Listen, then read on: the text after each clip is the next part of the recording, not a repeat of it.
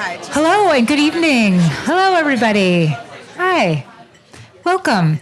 Thank you so much for coming out on this evening to be with our distinguished alumni panel to talk about careers, to talk about their careers, to talk about tips and do's and don'ts as you think about summer internships, or you think about permanent placement and all of the above.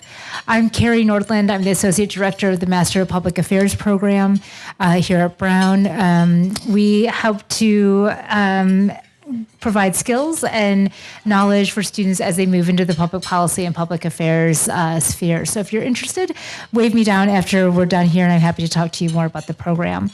But this evening we have this great panel, and I'm going to allow them to introduce themselves and you have more extensive bios, but I'll let them give their, or ask them to give their job titles and a brief 1 or 2 sentences about the substance of their work.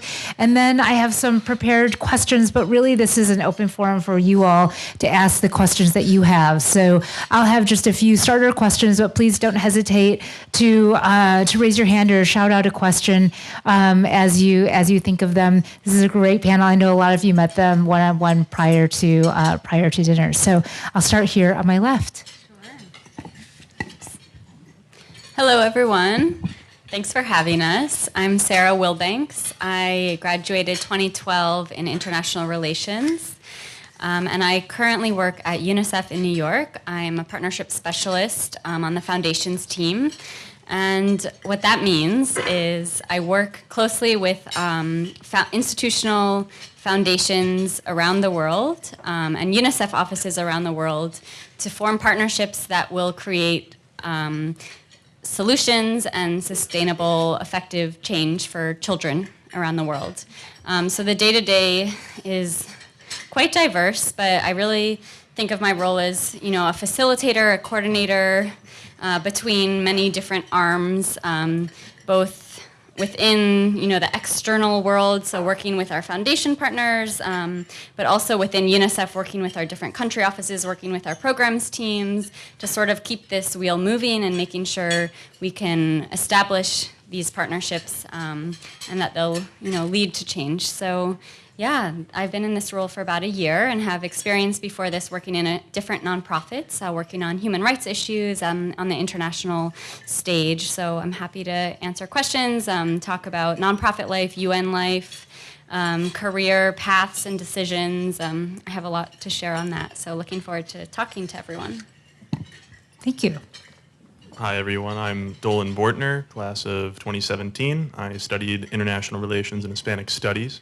I understand that many of you were instrumental in the selection to have us here, so I want to extend my gratitude to you for helping me visit Brown. This is my first time being back since graduation a couple of years ago, so very nice to be here. I work for a company called Collage Group in Bethesda, Maryland. We're a multicultural market research company.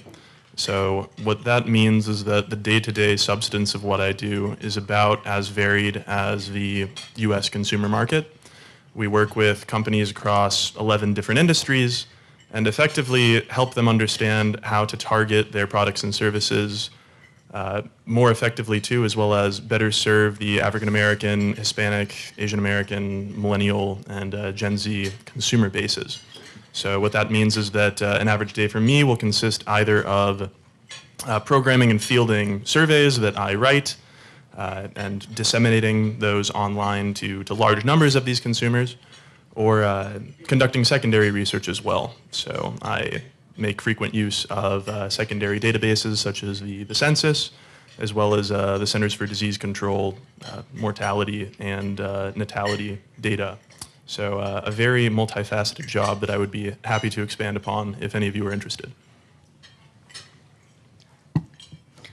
Hi, thank you so much again for having us. My name is Lucy Seiferth. I'm the class of 2010. I majored in development studies, concentrated in development studies.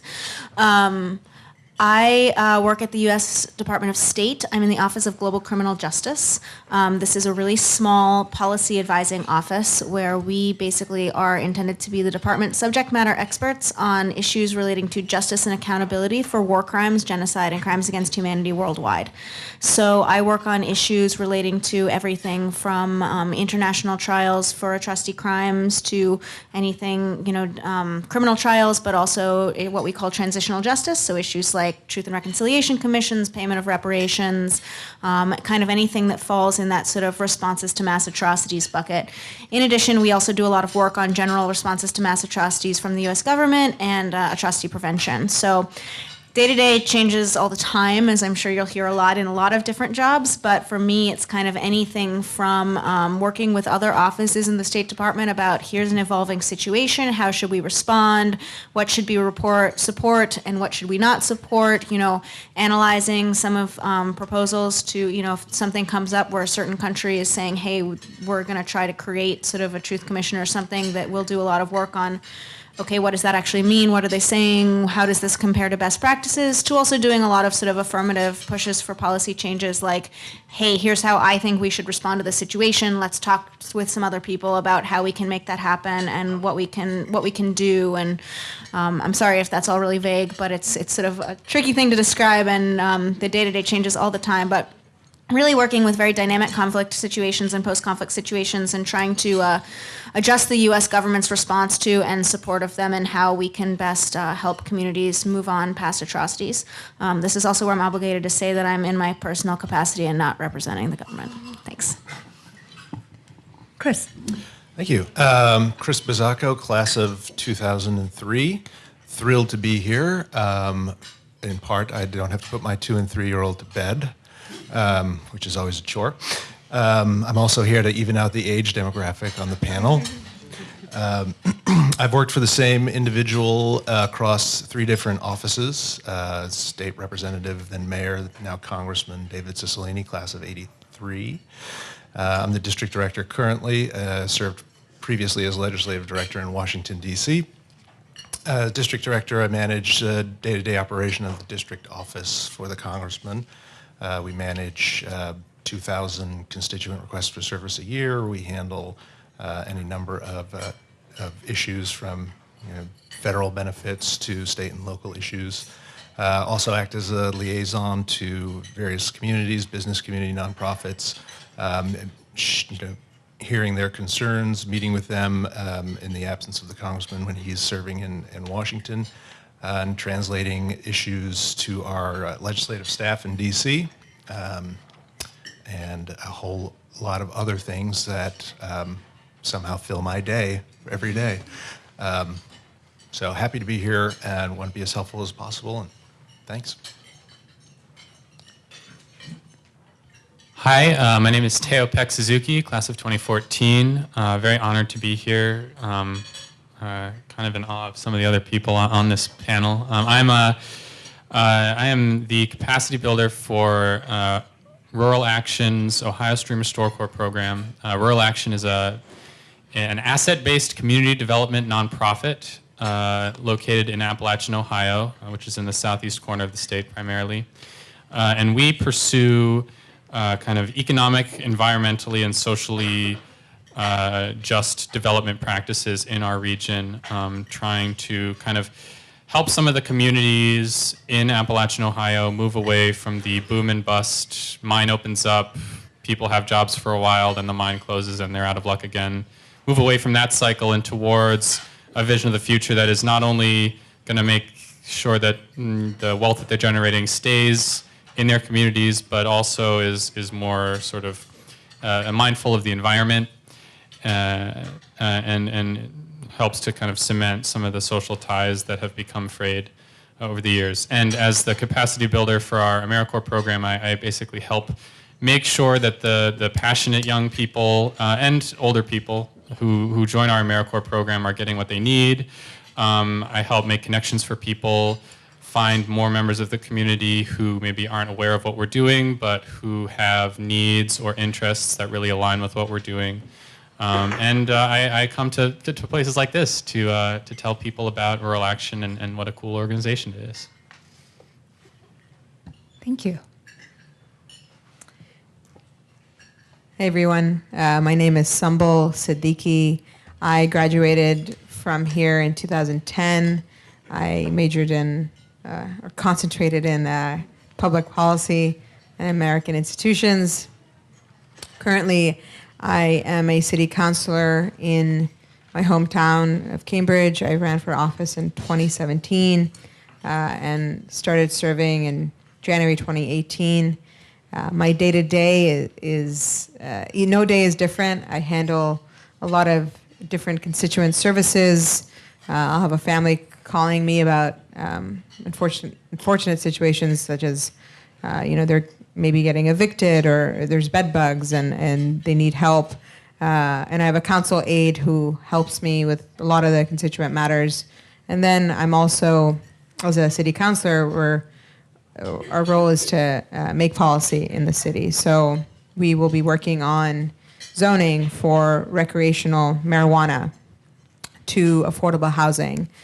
Today I chaired a meeting for the Economic Development and University Relations Committee on the topic of vacant storefronts and looking into an ordinance that the city can implement to fine or tax those businesses that have been vacant for X amount of years. So it is a big privilege to be getting to do this for the place I grew up.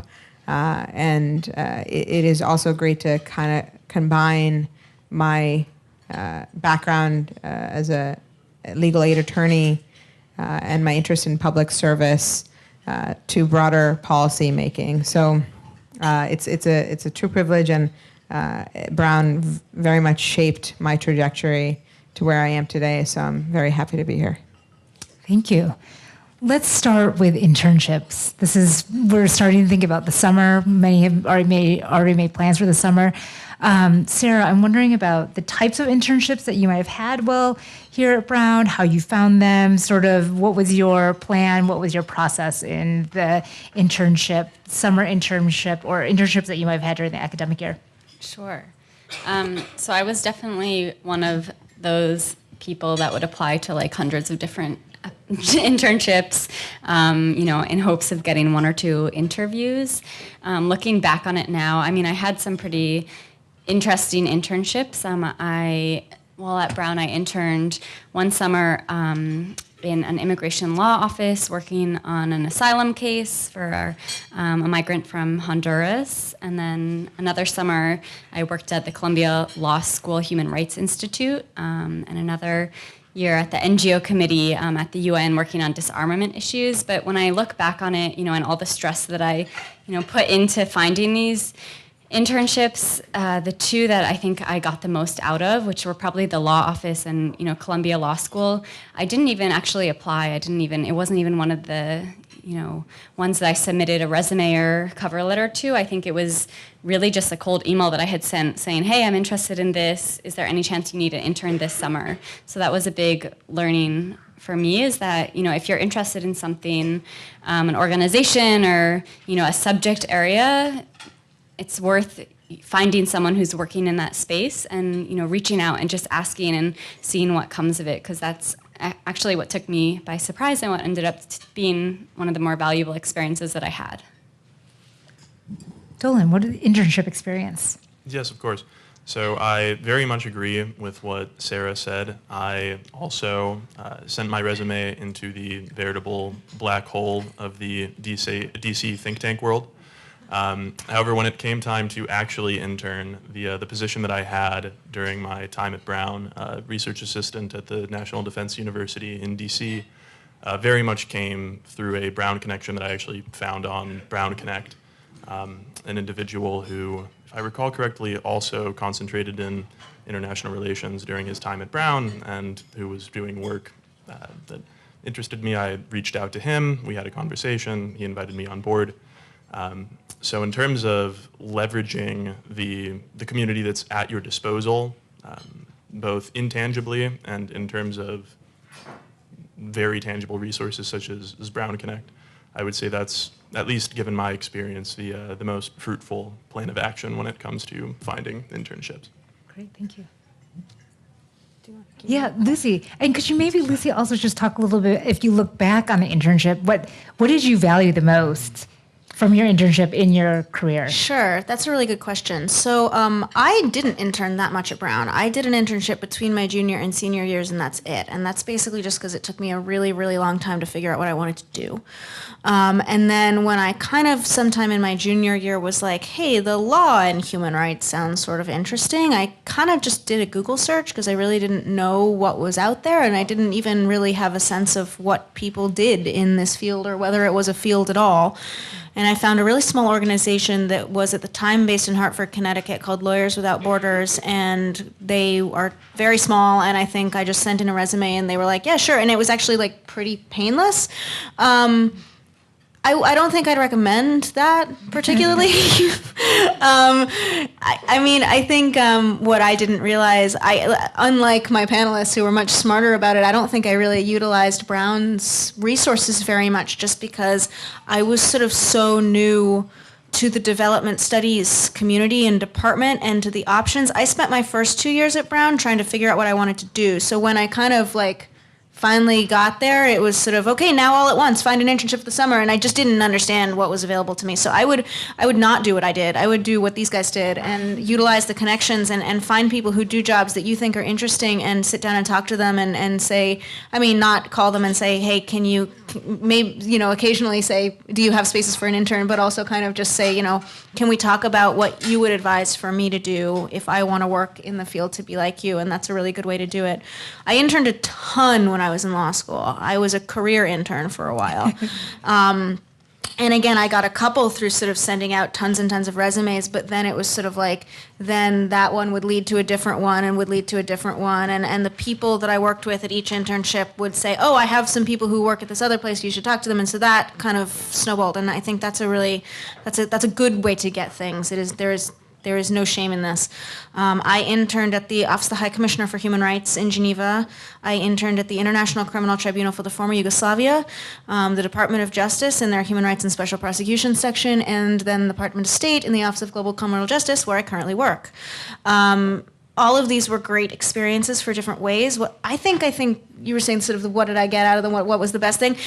Internships, it's hard to sort of recommend that you do that as much as you can because obviously it's very difficult to take on unpaid work for that amount of time, but to the extent that you can, it is a really great way to figure out what you like and don't like, and I think that's what I really use them for. Every internship I had, I almost learned more from what I disliked about it than what I liked about it, and meeting the kind of people who worked in this field and seeing how they spent their time was really, really valuable. I think it's a very different transition from an academic setting to an office setting.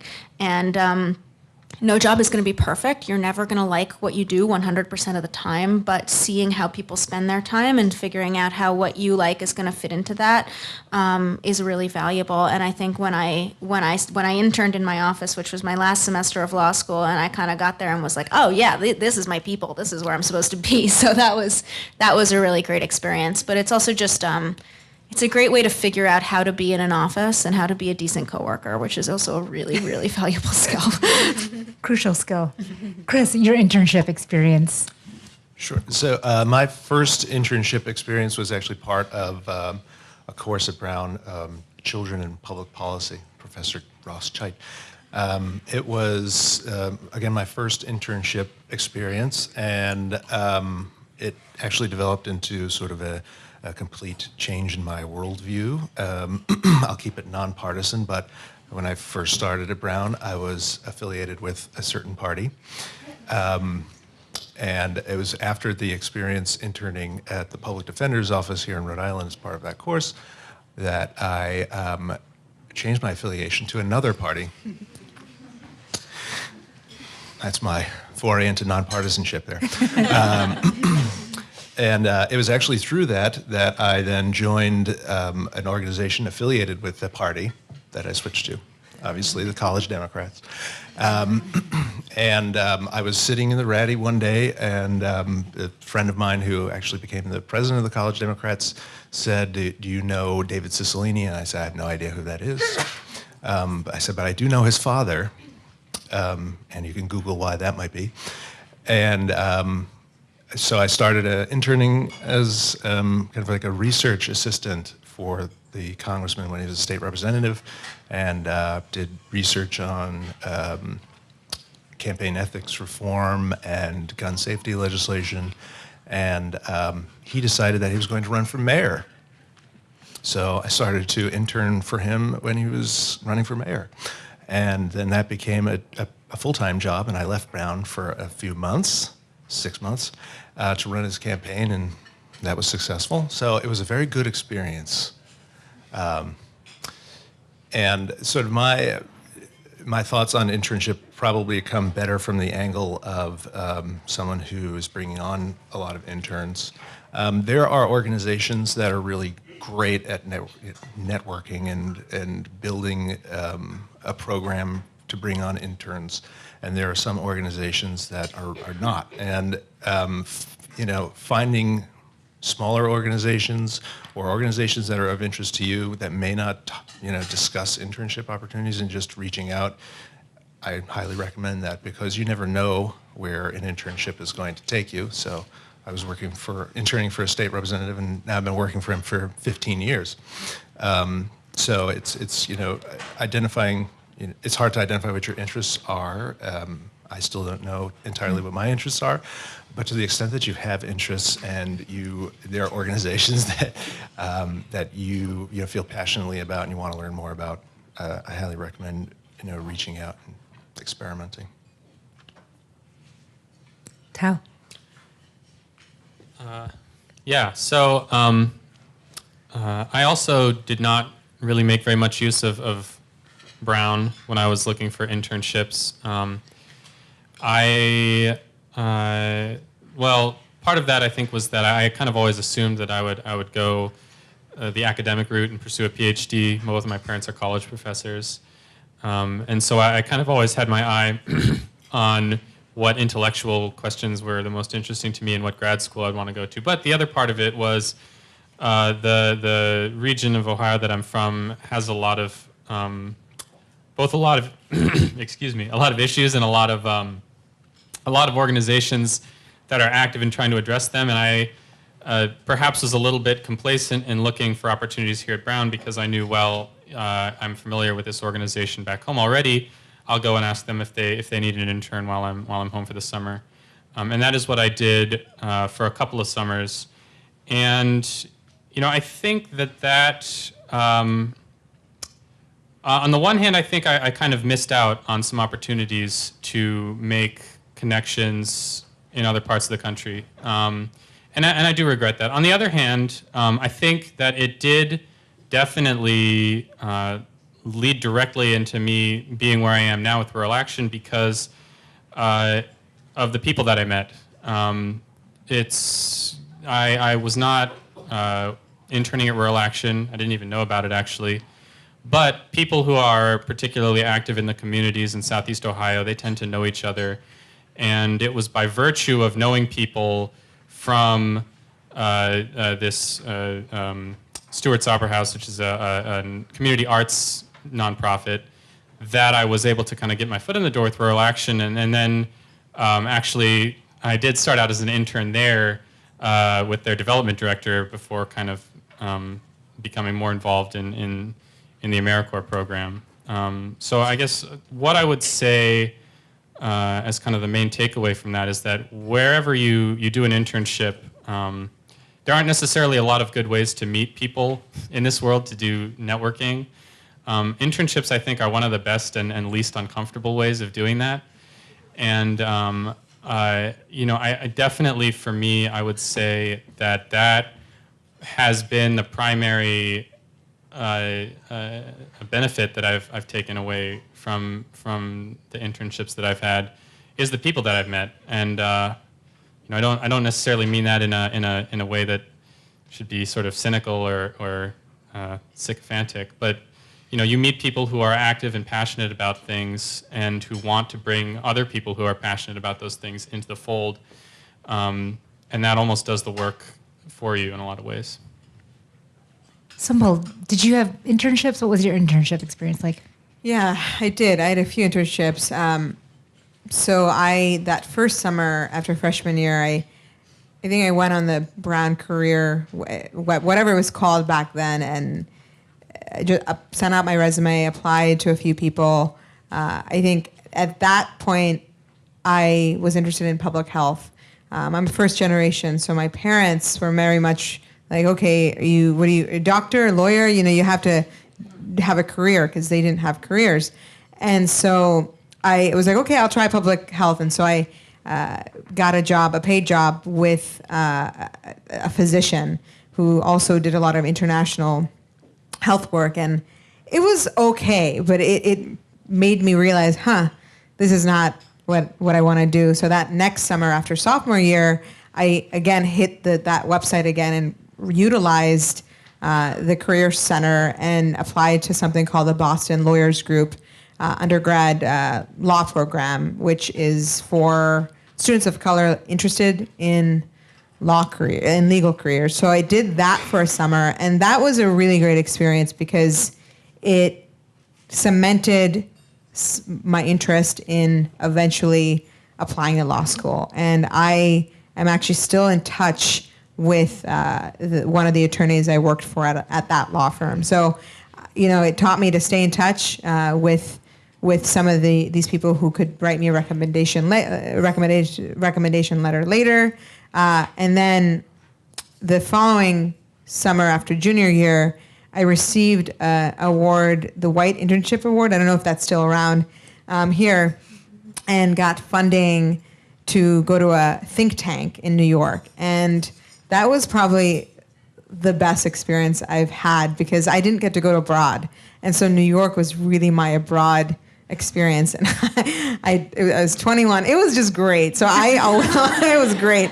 And I loved being at that think tank and working on policy issues, everything from immigration to affordable housing. And I'm still in touch with those people there. And that program actually that I did sophomore year, the Boston Lawyers Group, they have a program specifically for law students. So I ended up doing that program after during law school. So I kept in touch, and they said to apply. And so I think I really utilized the Career Network because I personally didn't have many connections. My family didn't have connections. We didn't have lawyers in our family. We didn't have those ties. And so Brown really came in handy for me to find those opportunities. And so I think if you come from perhaps a low income and first generation background, it can be kind of scary because I had a lot of peers whose family and their friends, got an internship like that, and it wasn't always paid, and so I was looking for paid work too because money was always was an issue, and so that's where Brown really came in handy. So I would really encourage you to send those resumes out, talk to your professors, talk to people in the community because it can turn into a lot of great opportunities. Let me pause here and see if any questions from the audience. Any questions? Come on. Don't be shy. All right, so I'm going to ask a big picture question. Sumbul, I'll start with you. Lucy brought this up about knowing what you want to do. So I'm going to ask it in a few different ways. How do you answer this question of how did you know what you wanted to do? How do you advise on that question? What is your response to that question? I think that there feels like we should have an answer for that question, and I don't know that it's always a clear answer. So how do you approach that question, Sumbul? I think about my current role and the things that I've enjoyed about my other roles. And the theme has always been helping to solve a problem and helping people with a problem. And so I think that, and just being an advocate. And so I think just that trait of me wanting to be an advocate, me wanting to help people, I think that I realized very early on, even just growing up in Cambridge when I was in high school and the things that I was involved with, I just always really liked helping people. And I think that's what guides me into what I want to do. And sometimes it's a tough decision because sometimes it is a luxury and a privilege to do good work, right? Like, it's a constant struggle if you have debt, if you have these things of choosing a particular path. And for me, it hasn't been easy because it's, the background that I come from, it's like, oh, wow, I could be making this. And that's what, maybe my parents want and other people want. But really, for me, my fulfillment has been in that role as an advocate and helping people. So I think when people ask, how did you get here? I say I think I was just guided by this motivating feeling in my gut of that's what makes me happy. And it's not always easy, but I think you have to go back to what your gut says. And sometimes that's really hard. And sometimes that may lead you astray. And I worked at a firm really briefly, and I was so unhappy. Like, I think I cried like all the time, and it was this awful experience that I had. And I was like, how am I going to find an opportunity where I will be able to help people? And even if I don't get paid much, I just don't want to be in this environment because it's insurance defense, which I don't even want to tell you what that's about. And so I think it's one of those things. It's trial and error. But I think that's what I'd say. I think you find some guiding themes and work your way around those. Tao, how do you approach this question of how did you know what you wanted to do, or how did you find it? Or Yeah, well, I mean, I still don't really know what I want to do, so that's my first answer. I think, so what I've found is that I think you discover a lot of that by doing, not necessarily by thinking about it. I thought for a long time, like I said before, that I wanted to go the PhD route, like my parents. And it was only after I did a kind of a one-year pre-PhD master's program at University of Chicago that I started to think maybe I needed to not necessarily put that idea to bed permanently, but I needed to look around a little bit more and try a few more things. I don't think that I would have known that if I had not gone and done that one-year master's program. So, certainly there's a lot to be said for kind of, letting your current interests guide you when you're applying to things. But you'll know when you get there and not before a lot of the times. Kind of like when you're visiting college campuses. It's been a while since I did that, but you get a sense of whether you're going to like a place, like the atmosphere of it. And that kind of thing can be very important as well. I've learned a lot about myself in my current position too, because it has been very much about kind of hands-on, seeing problems and seeing opportunities to collaborate and trying to make good on those. And I think that I have learned about myself that actually working in those kinds of solving a problem situation is kind of satisfying for me, regardless of whether the subject is something I may be more passionate about, like, I don't know, some social justice, race issues like that, or something like watershed restoration, which, frankly, before I started Rural Action, I really didn't care anything about. I mean, important, sure, but it was not an area of interest. And I still, I'm not going to become a hydrologist, but I have learned a lot about it, and I can talk a lot more about it. And I am very interested now in a way that I wasn't before in some of the challenges that you just don't really think about when it comes to dealing with water quality. So, I guess my bottom line is, you try things and you continue to try new things, because there are always going to be things out there that maybe you're interested in and you don't realize it. You can't necessarily know that until you get out there and do it. Chris? I think I share the same opinion. The first thought is I'm still trying to find what it is that I want to do. but very much in line with Sumbul, like, from my earliest times in elementary and secondary, secondary education, I had this sense of desire to serve the public and to help people.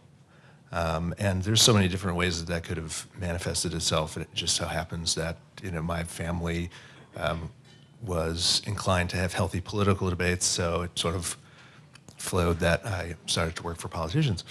But I'm still searching to figure out what it is that I want to do, and sometimes after a really difficult day, my wife and I will kind of sit down at the table and say, what is it that we want to do now? Do we want to let's talk about starting a business, or maybe we call our friends in finance and figure something out? Yeah. But I always end up coming back to this work, and it's very fulfilling personally, but more so it's the realization that the work I'm doing is really having an impact on people's lives in just ways that I'll probably never really fully understand. And sort of the biggest piece of advice that I can give is to identify your passion, and when it comes to a next step and moving forward, if there's a risk involved, and it's a calculated risk, think about taking it. And sometimes it won't be right for you, but if you calculate what the end game is of that risk, so for instance, when I was a junior at Brown, the proposition was made that I leave school for 6 months and run a political campaign, which I had never done in my entire life, against someone who had been mayor for 3 decades. So it was risky, I would say. And my mother told me it was very risky, and she called me 3 times before I made the decision.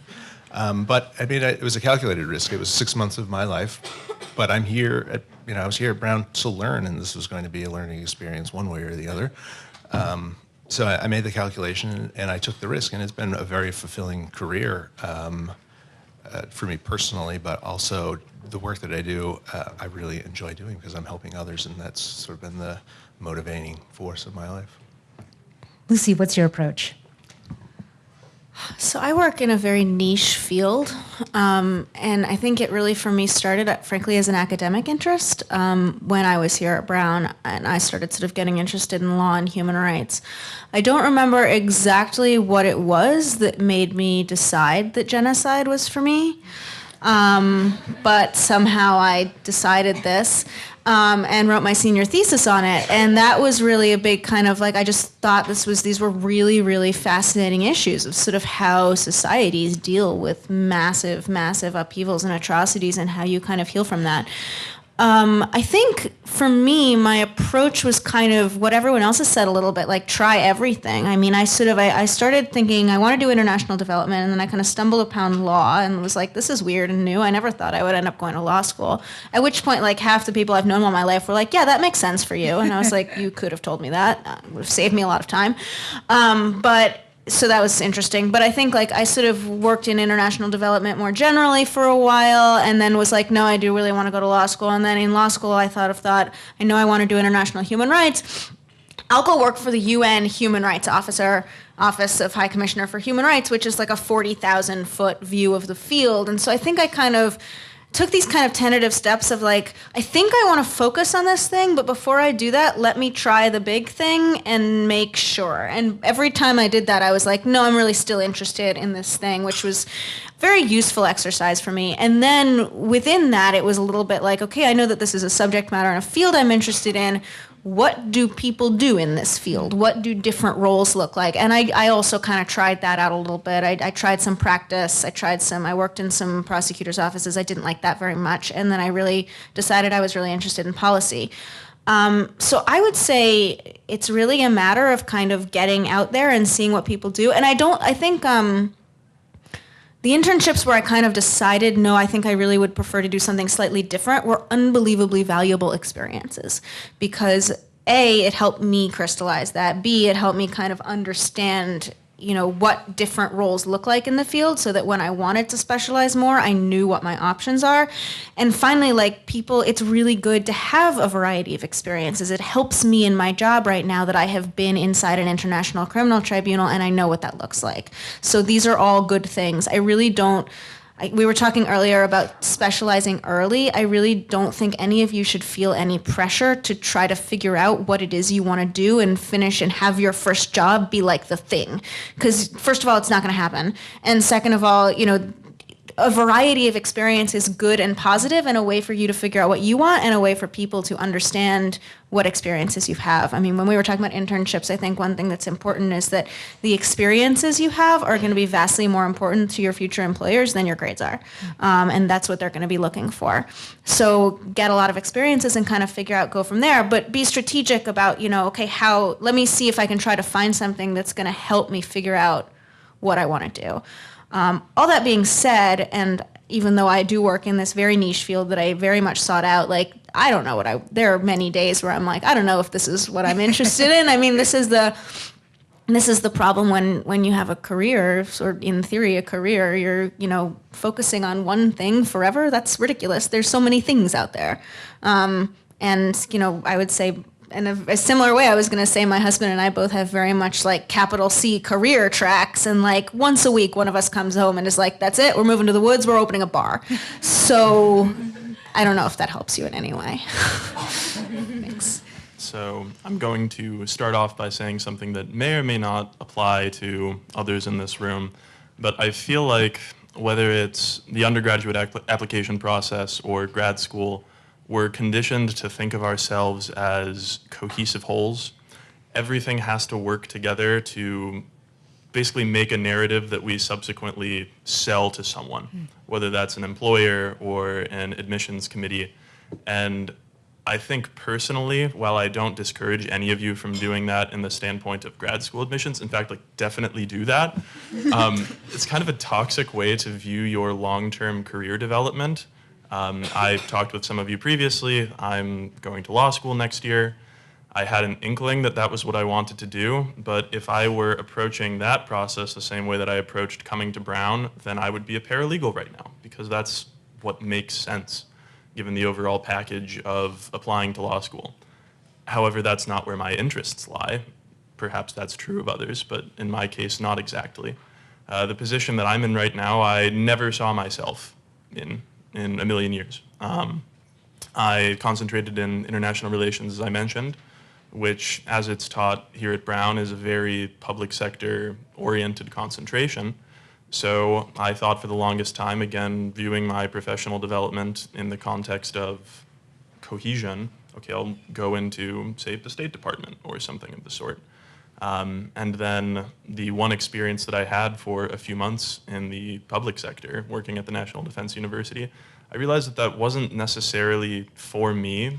Previously, I was talking with some of the other panelists about this wonderful irreverence that Brown has to stuffiness, whether that's academia or any sort of hierarchy. Again, couching that with the understanding that you're going to be, regardless of where you go, in some sort of hierarchy for more or less your entire career until you get to the top, ideally. But in any case, I found that that was very much not for me, at least as it manifested itself in the internship that I had. I didn't want to get coffee, which I felt was going to be my at least couple-year progression were I to stay in that area. So instead, on a whim, actually a Brown Connect related whim, I found out that a alum from the 1980s, I believe, and his wife, who was also an alumna, wanted to speak with current students who were interning in the DC area. And they had together founded a company called Collage Group, which I had never heard of before, and were making multicultural market research, which was a topic that I was not familiar with at all. Market research, as you'll find if you decide to go that route, is very quantitative. Of course, there's qualitative work as well, but at the end of the day, companies want to understand, given this combination of influences, what is my risk if I make a particular move?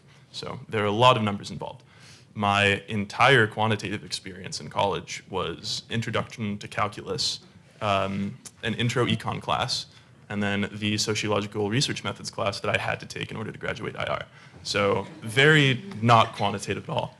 So I start talking to these people, I realize I really like them, and so recognizing that I didn't really want to go the public sector route, when it came time to apply for jobs at the end of my time at Brown, I hope I don't step on any toes by saying this, but it was not really even on my radar screen. I was so devoted to my thesis that entire year that it came April and I had not applied for jobs at all. So I had in the back of my mind, though, oh, Collage Group is an interesting place to work. Sent out my application, interviewed with way too many people, and subsequently got that position. So I think following your passion, this sounds so cliche, but following your passions as opposed to what you think the next move ought to be is a very valuable move. And then also, before I pass off the microphone, I'll say, since this is the other factor that I had in my mind, but I'm a fairly risk-averse person, so I'm always trying to learn from the successes and failures of others. I considered the medical profession, like, once long ago, but my dad is a dentist who should have been a historian, wanted to make more money, so became a dentist, hated it, quit after 20 years, and now is retired. So I was like, okay, we're very similar personality-wise, perhaps I should not do that. So reach out to anyone you can find who's in a field that you're interested in, or maybe something that you just have an inkling in but aren't all that interested in, and pick their brain. Find out through their lived experiences whether that's something that you could see yourself doing. Because of course you're going to encounter pitfalls, but it's nice to write some off to begin with, as opposed to finding yourself 3 years down the line going, why am I here? So that's my 2 cents.